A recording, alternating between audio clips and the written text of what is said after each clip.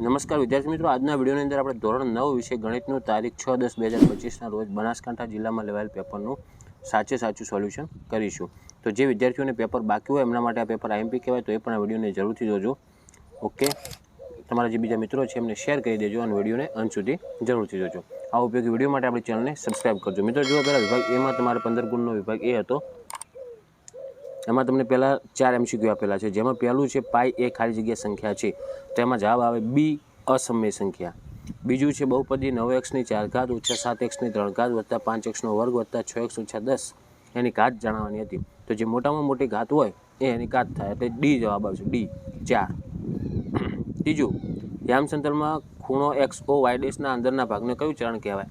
તો એમાં જવાબ આવશે મિત્રો ડી, ચોથું ચરણ. પછી ચોથો છે 30° માપના ખૂણાના કોટિકોણના પૂરક કોણનું માપ, તો એમાં જવાબ આવશે મિત્રો સી, 120°. પાંચમી ખાલી જગ્યા આપેલ છે પ્રાકૃતિક સંખ્યાઓને ખાલી જગ્યા સંકેત વડે દર્શાવવામાં આવે છે, તો એમાં એન જવાબ આવશે. છઠ્ઠું, બહુપદી 4x ઓછા 12 નું શૂન્ય, તો એમાં જવાબ આવશે મિત્રો 3. સાતમું, દ્વિચલ સુરેખ સમીકરણ 2x વત્તા y બરાબર 3 ને ખાલી જગ્યા ઉકેલ મળે, તો એમાં અનંત જવાબ આવે. ઓકે, અનંત.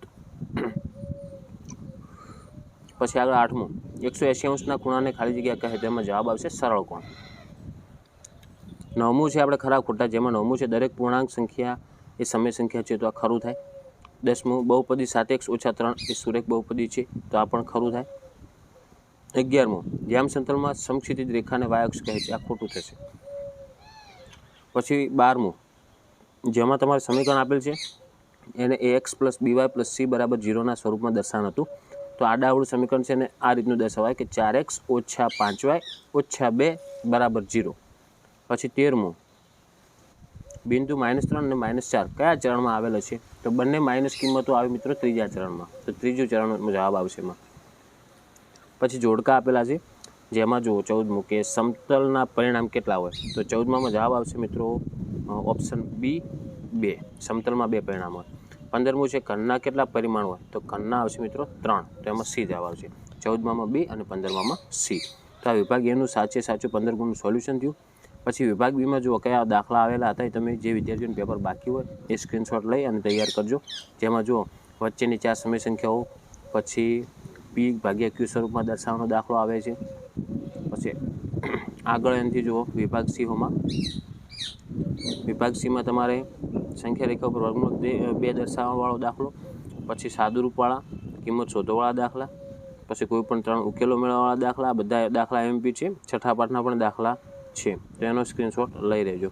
અને છેલ્લે વિભાગ ડી, જેમાં પહેલો પ્રમેય આવેલો છે, જે મોસ્ટ એમપી પ્રમેય હતો, અને મેં આગળ કીધું હતું પ્રમેય 6.1 તમારે આવશે ને આવશે જ. ઓકે, અને 34મો એમાં નીચે સમનો ઉપયોગ કરીને કિંમતો મેળવવાનો હતો, અને 35માં સાબિતીવાળો દાખલો છે, જેમાં તમારો ખૂણો સરખો થાય એ દર્શાવવાનું હતું. ઓકે, તો આ હતું મિત્રો બનાસકાંઠા જિલ્લાનું ઓરિજિનલ પેપર સોલ્યુશન. તો આશા રાખું છું મિત્રો કે વિડીયો ઉપયોગી બન્યો છે, તો વિડીયોને લાઇક કરો. તમારે કેટલા માર્ક્સ આવશે એ કોમેન્ટમાં જણાવજો, અને આ ઉપયોગી વિડીયો માટે ચેનલને સબસ્ક્રાઈબ કરજો. હવે મળીશું મિત્રો આપણે નેક્સ્ટ વિડીયોમાં. Thank you so much for watching my videos. Thank you so much.